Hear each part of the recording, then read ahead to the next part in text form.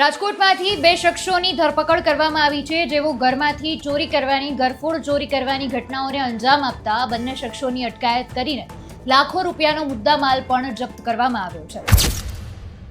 નમસ્કાર, આપની સાથે હું આકાંક્ષા. તમે જોઈ રહ્યા છો રાજકોટ શહેરની આ વાત છે. ક્રાઇમ બ્રાન્ચ દ્વારા બે ઘરફોડ ચોરી કરનાર શખ્સોની અટકાયત કરવામાં આવી છે, તેની ધરપકડ કરવામાં આવી છે.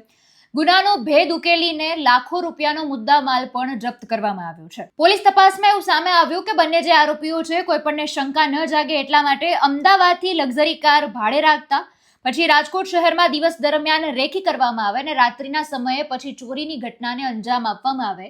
આ રીતે પોતે દરેક જગ્યાએ ચોરી કરતા હતા અને આ ઘટનામાં પોતે બંધ મકાનને ટાર્ગેટ બનાવતા એવું પણ સામે આવ્યું છે. જો કે હાલ પોલીસે દુબઈના ટ્રાન્સપોર્ટરના મકાનમાં અને પાનના ધંધાર્થીના ઘરમાંથી થયેલી ચોરીનો ભેદ ઉકેલ્યો છે. 11.47 લાખના મુદ્દામાલ કબજે કરવામાં આવ્યો છે અને બંને શખ્સોની ધરપકડ પણ કરવામાં આવી છે. આ દિશામાં અત્યારે વધુ તપાસ પણ હાથ ધરવામાં આવી છે. સમગ્ર ઘટનાને લઈને, મામલાને લઈને અત્યારે પ્રતિક્રિયા પણ સામે આવી છે, તો તેને સાંભળીએ.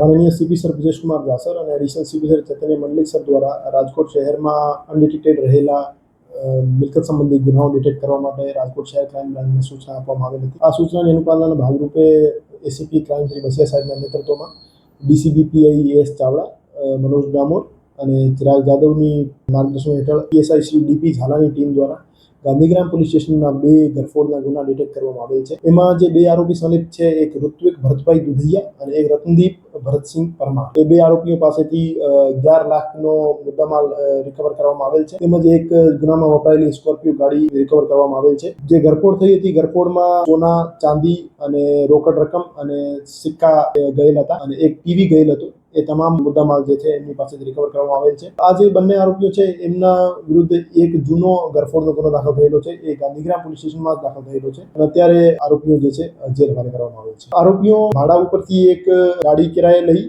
અને જે પણ બંધ પડેલા મકાન હોય, લાંબા સમયથી ત્યાં કોઈ રહેતો ના હોય, ત્યાં રેકી કરીને અને રાત્રિના સમયે ત્યાં ઘરફોડનું કામ કરતા હતા અને ત્યાંથી જે પણ કિંમતી રોકડ રકમ મળી હતી સોનીને વેચીને પોતાનું ગુજરાન ચલાવે. એટલે આ રીતે અત્યારે બંને શખ્સોની ધરપકડ કરીને આ દિશામાં વધુ તપાસ હાથ ધરવામાં આવી છે. સમગ્ર મુદ્દાને તમે કઈ રીતે જોવો છો, કમેન્ટમાં જણાવજો. ફરી મળીશું. અમને રજા આપશો. નમસ્કાર.